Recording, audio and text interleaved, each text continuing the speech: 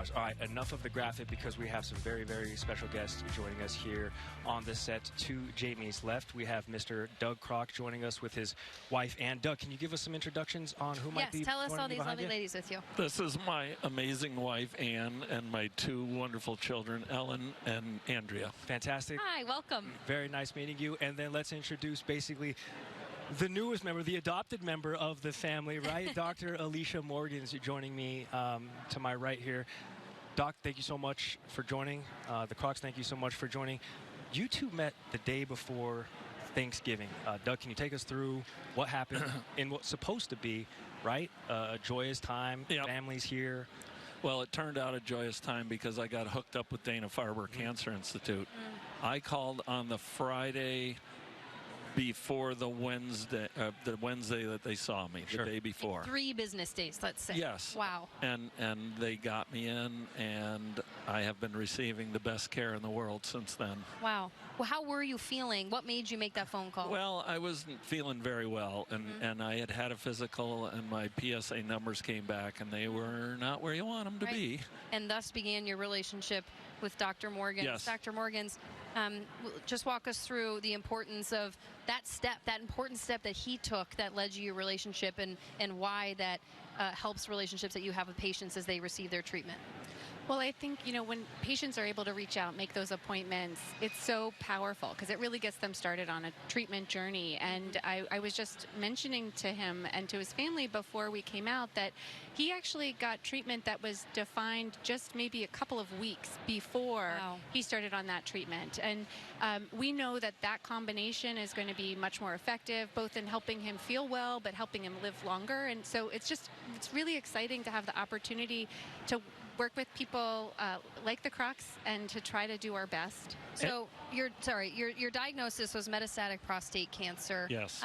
But I think prostate cancer in particular, Dr. Morgan's, is one that we can't know enough about, and I feel like you can't have enough public information, especially for men at any age.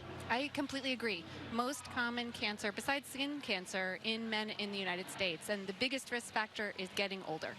So we have to talk to our primary care doctors. We have to really talk to our families, our loved ones. For women, talk to your men, and encourage them to have PSA testing, have that conversation with your doctor, so that you can diagnose it early and hopefully cure the disease. If not cure it, treat it earlier. That's exactly what I was going to ask you because, Doug, of course, you're wonderful, but I need to talk to Ann here. How much and how instrumental of a part was it for you to maybe tell Doug, hey, this is what we're doing. This is what we're doing. We're going to go get checked out. We're not taking any sort of chances.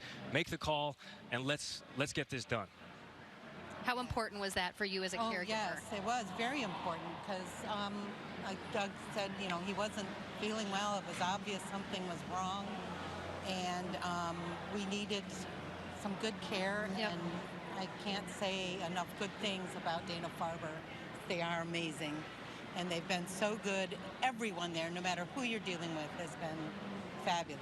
And if it's okay, may we ask your daughters with the microphone, what's it been like for you two, knowing that you were entering a long phase here with your father and the support that you knew you were going to have to give him from maybe a larger zoomed out point of view, how Dana-Farber has impacted your family?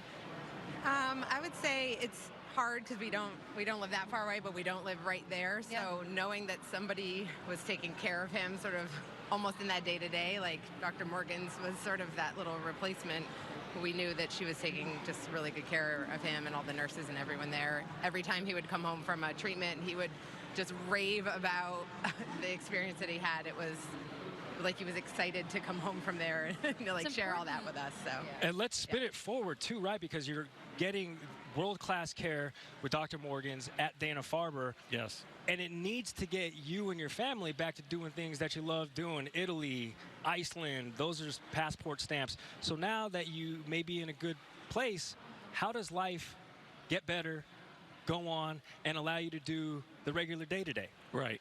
Well, when I was diagnosed, the very first thing I thought about was these guys come up in the summer to what we call Camp Krock for kids. And we have... Can my kids go? Okay, great.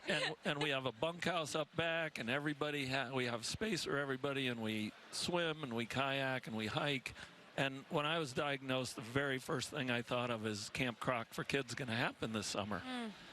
And we're making more plans for next summer. We're That's getting some fantastic. bunk beds in the bunkhouse. 5 grandkids, is that Yes, right? yes. 5. Oh, good job, you two. That's fantastic. If I may ask Dr. Morgans a question, because before we came back to break, you know, I was kind of joking with you about an anecdote that my primary care physician told me, and I'll keep that off the air, but you were saying it's one of the most prevalent cancers that men see, and we know that our kind can be stubborn, right? If it doesn't ail us, if we can get out of bed, maybe, you know, we're just going to push through it. But tell us why it's so important to catch it early. Because, Doug, correct me if I'm wrong, 70 years young? Yes. I'm 35 years old. So, you know, we're splitting the difference here. But you're saying, you know, it's about at that point where you should be cognizant, at the very least, know your family history. Absolutely. So people who have a family history of prostate cancer are at higher risk of getting prostate cancer.